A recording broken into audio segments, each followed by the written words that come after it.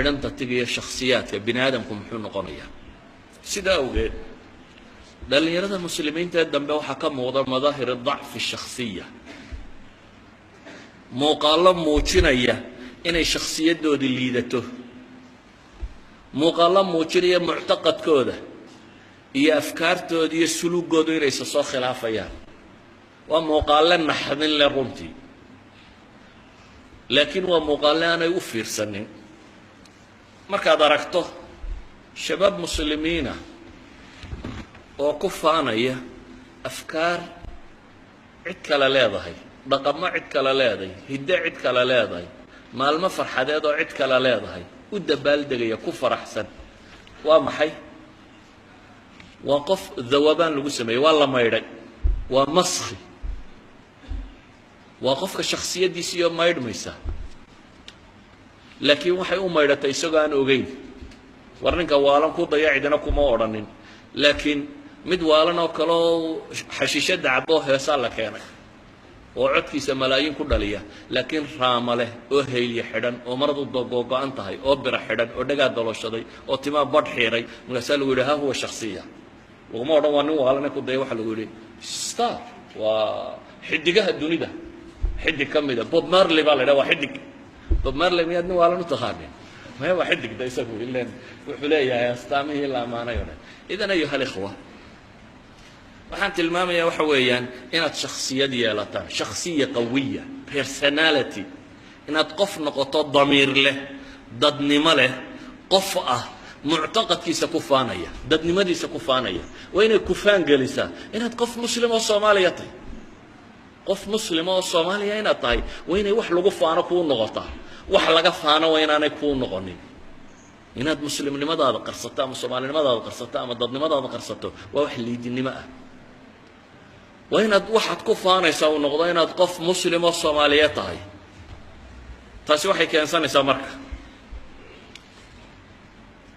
inaad la mid noqonin kuwuu nebigu tilmaamaya calayhi salaatu wasalaam mararka dacfi iimaanigii uu dhaco ee dadka iimaankooda uu daciifo waxa ku dhaca waxyaabo badan oo isbeddela ah gabadhii muslimadda ahayd oo isa sii beddelaysa inankii muslimka oo isa sii beddelaya dhaqamadiiyo la beddelayo waxaasoo dhammi waxay la mid yihiin tuu nebigu leeyahy latatabicanna sunana man kana qablakum waxaad raaci doontaa buu nebigu yihi calayhi salaatu wasalaam dhaqamadii kuwii idinka horreeyey taaka taako iyo dhudhundhudhun baa u raaci doontaa buu nebigu yihi calayhi salaatu wasalaam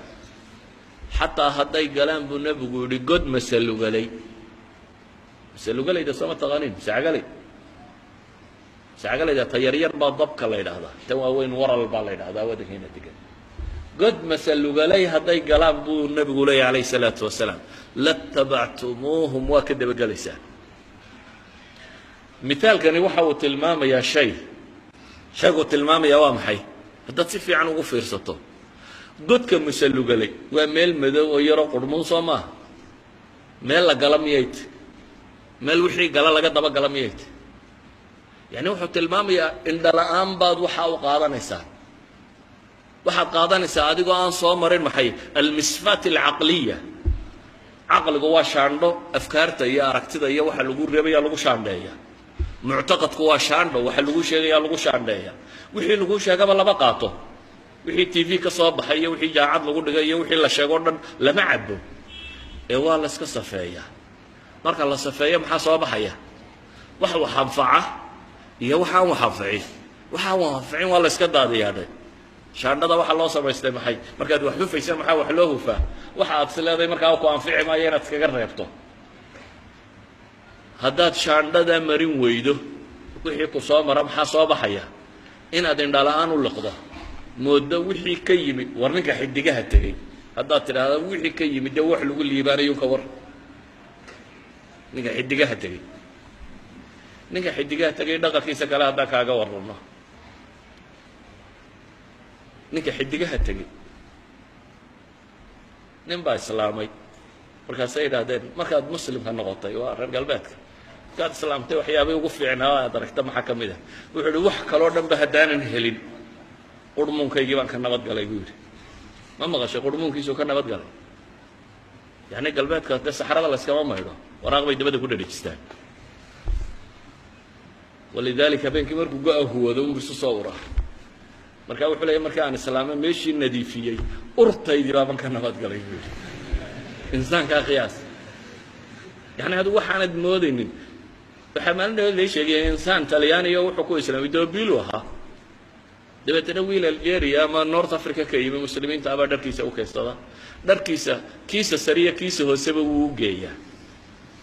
مركا وحنا باركا وندنكس عن حار الحيبة والله ما يدري نكى بوي يدو حدني وادو سؤال بكويدين كرهاب يري نيا وحنا كويدين يا بوري أتيك مرض هذا سرية مرض هذا هو سواسكم إذا ما حد سوى إنسان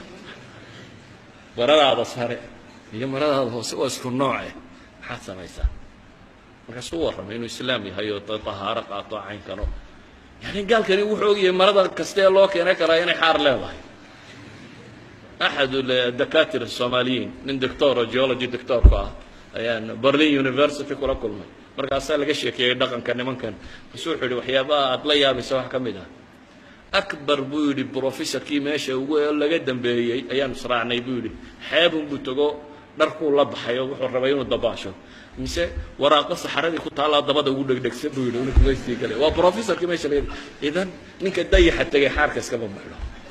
السؤال إن مركا تضيع حتى كل شيء وتمام أنا قلت هذا مركا واضح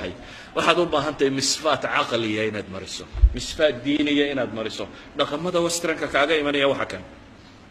ayuha alikhwa shakhsiyada qofka muslimka ee dhabta ah waxa soo saara waa caqiidada rabbaaniga ee uu qofku garanayo xaq uu socdo wuxuu u nool yahay aakhira inay ka dambayso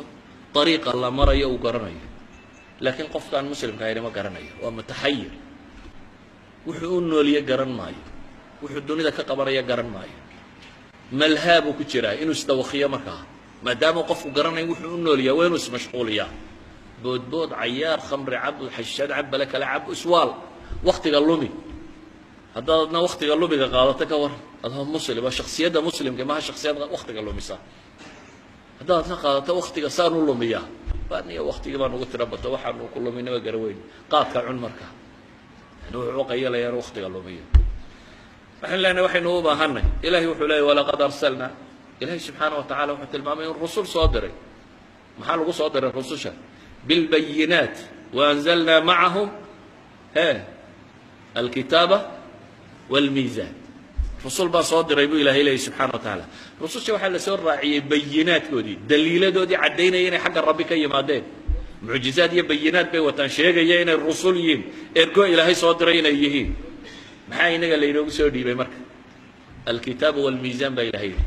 كتاب بريدو كسو ديبي هي ميزان يعني كتابكو ميزانكو كترسي ميزانكو كتابكو كجرا